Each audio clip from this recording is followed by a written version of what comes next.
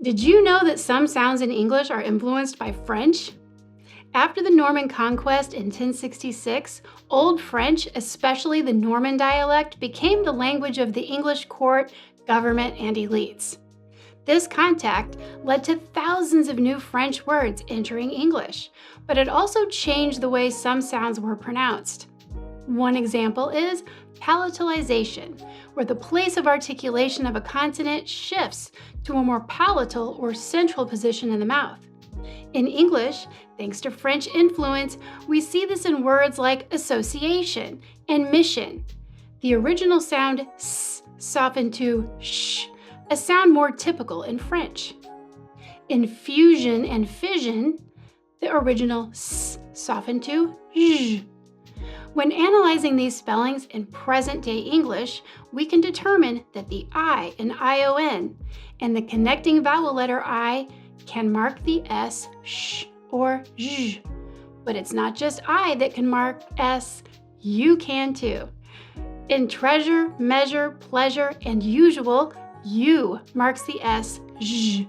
In sure and sugar, you guessed it, the U marks the S, sh. You might be wondering if there are any other consonants marked by vowels. Yep. T, D, and G can be marked as well. The words action, equation, gradual, garage, picture all have a bit of Frenchy flair. At this point, I'm sure it's clear to everyone how important it is to teach struggling learners what's happening in these words. These words can't be magically sounded out or pronounced until you know and use them and understand their meaning and structure. They need to understand why they feel these Frenchified allophones when they say English words.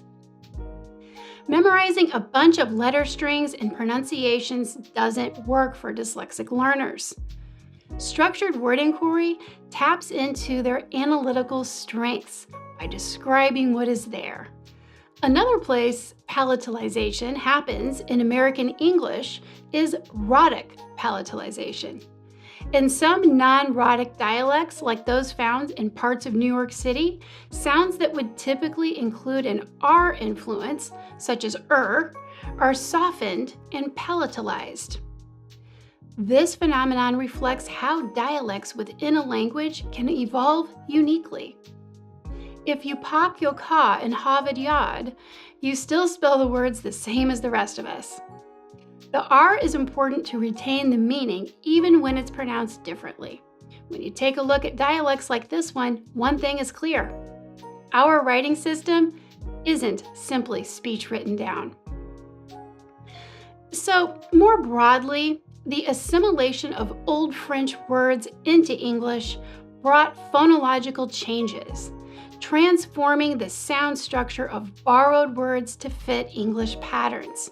This process gives us a fascinating look at how languages borrow and adapt sounds over time. But what exactly is palatalization? It's a phonological process that changes the place of articulation for consonants. For example, in French, when consonants like t or d appear before the glide y, the tongue shifts slightly back toward the velum to create a softened sound, as we feel in congratulations, gradual, usual, schedule, and education. And the French influence goes beyond just sounds. It has left a massive imprint on English vocabulary too.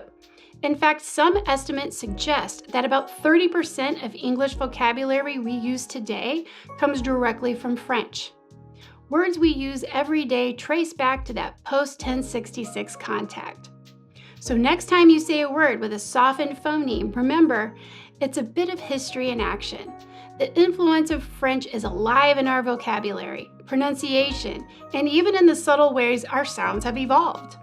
Language is constantly shaping and being shaped, and English is no exception. When we analyze what is there with structured word inquiry, we can understand what the spellings are representing and why.